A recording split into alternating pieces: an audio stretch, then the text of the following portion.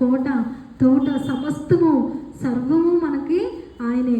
మరి ఆయన్ని బట్టి మనం ఎప్పుడు స్తుతించాలి. యేసయ్యా, నాకు నువ్వు రక్షణకర్తగా ఉండు, ఆశ్రయదుర్గముగా ఉండు. మరి నేను నడుస్తున్న మార్గం అంతట్లో నువ్వు తోడుగా ఉండయ్యా. మనుషులు నమ్ముకొనుట కంటే యెహోవాను ఆశ్రయించటం మేలు, రాజులు నమ్ముకొనుట కంటే యెహోవాను ఆశ్రయించటం మేలు. కీర్తన 118:8 ఉంటుంది అనమాట. మరి మనం కూడా నువ్వు నన్ను ఎవ్వరు నడిపించాల్సిన అవసరం లేదు యేసయ్యా, నువ్వే నన్ను నడిపించాలయ్యా, నువ్వే నాకు ఆశ్రయదుర్గం అయ్యా, ఈ మార్గం అంతట్లో నాకు ఆశ్రయంగా ఉండు, నాకు తోడుగా ఉండని దేవుని స్తుతిస్తూ ఉండాలండి. మరి లాస్ట్ వన్, 7th వన్, కీర్తనలు 68:19. దినము ఆయన మా భారము భరించుచున్నాడు, దేవుడే మాకు రక్షణకర్త అయి ఉన్నాడు. మరి ఏ విషయంలో?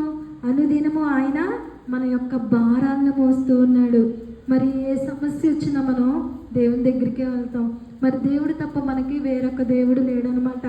మరి సమస్త భారము ఆయన మీద మోపమని చెప్పాడు. మరి ఈ భారాన్ని కూడా యేసయ్యా, ఈ భారం నీదయ్యా, ఈ భారం మోస్తున్నావయ్యా, అందును బట్టి నీకు స్తుతులు ప్రభువా అని మనం ఎల్లవేళలా రోజు దైవికనందిన జీవితంలో రోజు తినటానికి ఆహారం ఇచ్చేసయ్యా, ఉండటానికి గృహాన్ని ఇచ్చేవేసయ్యా. ఈ విషయంలో కాకుండా, కామన్గా కాకుండా క్రొత్త విషయాలతో దేవుణ్ణి స్తుతిస్తూ ఉండాలి. ఫస్ట్ వన్ ఏం చెప్పాను? నీతి. మన పాపం నుంచి మనల్ని నీతిమంతులుగా చేసావేసయ్యా, ఆ నీతిని బట్టి నీకు స్తుతులు ప్రభా. మరి రెండవది, నాకు రక్షణకర్తగా ఉన్నావు, అందుని బట్టి నీకు స్తుతులు యేసయ్యా. మరి మూడవది, ఆయన ఇచ్చిన పరిశుద్ధ గ్రంథాన్ని బట్టి, ఆయన ఇచ్చిన ఆజ్ఞలను బట్టి, కట్టడలను బట్టి, మరి ఎన్నో ఉన్నాయి, ఆయన చేసిన ఉపదేశాలను బట్టి నీకు, అందుని బట్టి నీకు స్తుతులు యేసయ్యా. మరి ఇంకోటి విజ్ఞాపన. మరి విజ్ఞాపన చేయటం కూడా ఎంతో గొప్ప ఆధిక్యత. మరి అలాంటి విజ్ఞాపనను తలాంతు నాకు ఇచ్చావేసయ్యా, అందుని బట్టి నీకు స్తుతులు యేసయ్యా అని చెప్పాలి. అవమానాన్ని బట్టి ప్రభా నీకు స్తుతులు యేసయ్యా. మరి అవమానంలో కూడా నేను కృంగిపోకుండా నన్ను నడిపించేసయ్యా, ఈ అవమానాన్ని తీసివే, ఈ అవమానానికి బదులుగా నన్ను ఆశీర్వదించయ్యా, మేలు చే, ప్రతి ఒక్క కీడు నుంచి విడిపించినందుకు నీకు స్తుతులని దేవుణ్ణి ప్రార్థించాలి, దేవుణ్ణి స్తుతించాలి. మరి ఆశ్రయదుర్గముగా ఉన్నందుకే నీకు స్తుతులు ప్రభా. మరి నీవే నాకు ఆశ్రయము, మన ఆశ్రయపురము, మన ఆశ్రయదుర్గము ఆయన ఉన్నాడు కాబట్టి ఆయన ఎంతైనా నమ్మదగిన వాడు, ఎంతైనా స్తుతినందదగిన వాడు. మరి సూర్యోదయము మొదలుకొని సూర్యాస్తమం అయ్యే వరకు ఆయన నామము ఎంతో స్తుతినందదగినది.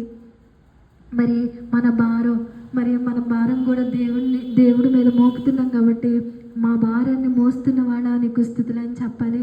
మరి ఫ్యామిలీలో, కుటుంబంలో మన భారాన్ని ఎవరు మోయరండి, కొంతకాలమే మోస్తారు. భర్త అయినా, భార్య అయినా, బిడ్డలైనా మీరందరూ ఈ లోకయాత్ర ముగించాల్సిందే.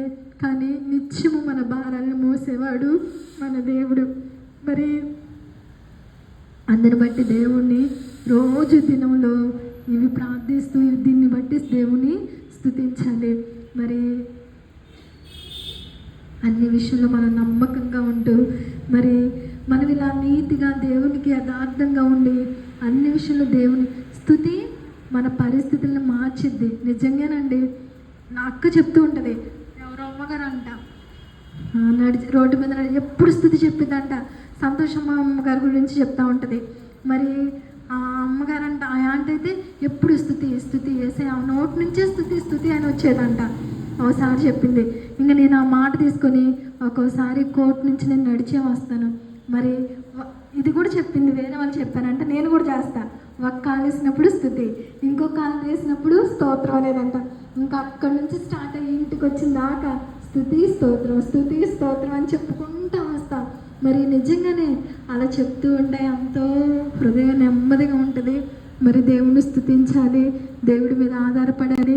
ఈ విషయాలన్నిట్లో మనం దేవుణ్ణి స్తుతించాలని మిమ్మల్ని కోరుకుంటున్నాను. యేసయ్య ఈ చిన్న వాక్యాన్ని మన హృదయంలో నీరు కట్టి ఫలింప చేయనుగాక. ఆమేన్. పరిశుద్ధుడా మమ్మల్ని మిక్కిలిగా ప్రేమించిన మా పరలోకపు తండ్రి, నీ ఘనమైన పాదాలకు లెక్కలు స్తోత్రం నైనా. ఇంతవరకు కాచిన రెక్కల కింద రీతిని బట్టి, విధానాన్ని బట్టి నైనా నీకు నీకు స్తుతులు ప్రభా. అయ్యా నువ్వు ఇచ్చిన జ్ఞానాన్ని బట్టి ప్రభా, అయ్యా అయ్యా కొద్ది మాటలు ప్రభా బిడ్డలతో పంచుకుని అనేసి ప్రభా. అయ్యా ఈ వాక్యమంతా నేను బిడ్డల హృదయాల్లో నాటుకుపోవాలి ప్రభా. అయ్యా నీరు కట్టి ఫలింపు చేసి ప్రభా, ఆశీర్వదించయ్యా, దీవించు ప్రభా. అయ్యా అవునయ్యా, స్థితి మా జీవితాన్ని మార్చిదయ్యా. అయ్యా స్థితి మా పరిస్థితులను మార్చిది ప్రభా. అయ్యా ఎప్పుడు ప్రభా కామన్గా ప్రభా మేము ప్రార్థన చేయకూడదు ప్రభా.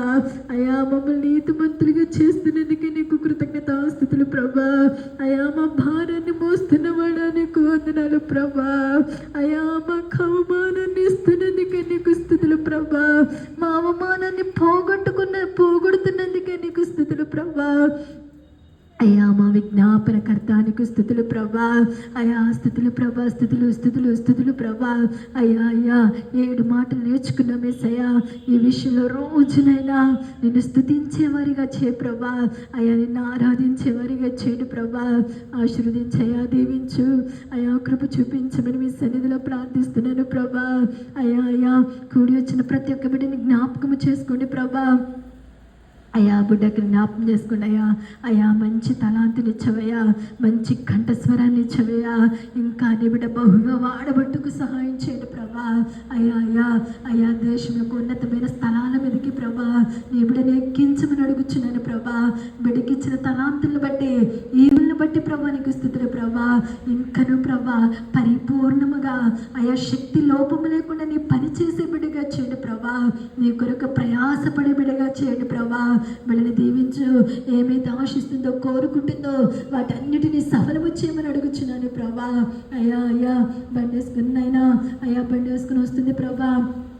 ఎక్కేటప్పుడు దిగేటప్పుడు ప్రభా అయ్యా రాకపోకలు క్షేమని భద్రత దయచేయండి ప్రభా. అయ్యా బండి చుట్టూరు ప్రభా నీ అగ్ని కంచేదేవా.